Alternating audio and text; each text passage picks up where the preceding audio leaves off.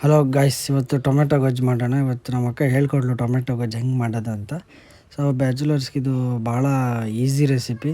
So 10 to 15 ಮಿನಿಟ್ಸಲ್ಲಿ tomato ಗೊಜ್ಜು ಮಾಡ್ಕೋಬೋದು.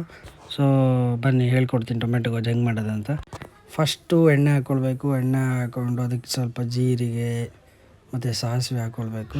ಅದು ಸ್ವಲ್ಪ ಫ್ರೈ ಆಗಕ್ಕೆ ಬಿಡಬೇಕು. ಅದು ಜಾಸ್ತಿ ಮತ್ತು ಹೊತ್ತಿಸಬಾರ್ದು ಜೀರಿಗೆ ಸಾಸಿವೆನ.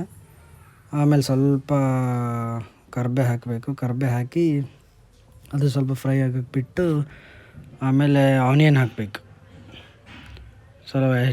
ಸ್ವಲ್ಪ ಒಂದು ಆನಿಯನ್ ಹೆಚ್ಕೊಂಡ್ರೆ ಸಾಕು. ಒಂದು ಆನಿಯನ್ ಹೆಚ್ಕೊಂಡು ಅದು ಫ್ರೈ ಆಗೋ ತನಕ ಅದನ್ನು ಮಿಕ್ಸ್ ಮಾಡಬೇಕು. ಚೆನ್ನಾಗಿ ಮಿಕ್ಸ್ ಮಾಡ್ಕೋಬೇಕು ಅದನ್ನು. ಆಮೇಲೆ ಟೊಮೆಟೊ ಹಾಕಬೇಕು. ಒಂದು 2-3 ಟೊಮೆಟೊಸ್ ಹೆಚ್ಕೋಬೇಕು.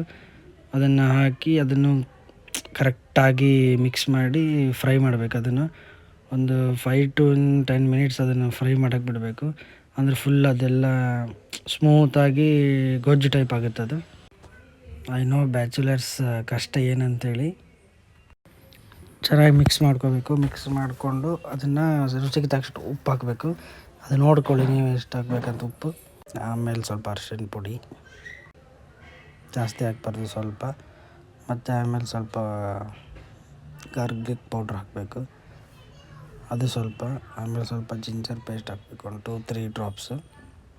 ರುಚಿಗೆ ಅದು ಟೇಸ್ಟ್ ಆಗುತ್ತೆ, ಅದು ಟೊಮೆಟೊ ಗೊಜ್ಜು. ಅದೆಲ್ಲ ಆದಮೇಲೆ ಮಿಕ್ಸ್ ಮಾಡಬೇಕು. ಅದನ್ನು ಕರೆಕ್ಟಾಗಿ ಮಿಕ್ಸ್ ಮಾಡಿ ಬಾಯ್ಲ್ ಮಾಡಬೇಕು. ಅದನ್ನೆಲ್ಲ ಮಿಕ್ಸ್ ಮಾಡಬೇಕು. ಟೊಮೆಟೊ ಸ್ವಲ್ಪ ಸ್ಮೂತಾಗಿರುತ್ತದೆ. ಸೊ ಎಲ್ಲ ಮಿಕ್ಸ್ ಮಾಡಿಕೊಂಡು ಲಾಸ್ಟಿಗೆ ಸ್ವಲ್ಪ ಒಣ ಖಾರ ಹಾಕಬೇಕು, ಲೈಕ್ ಚಿಲ್ಲಿ ಪೌಡರ್.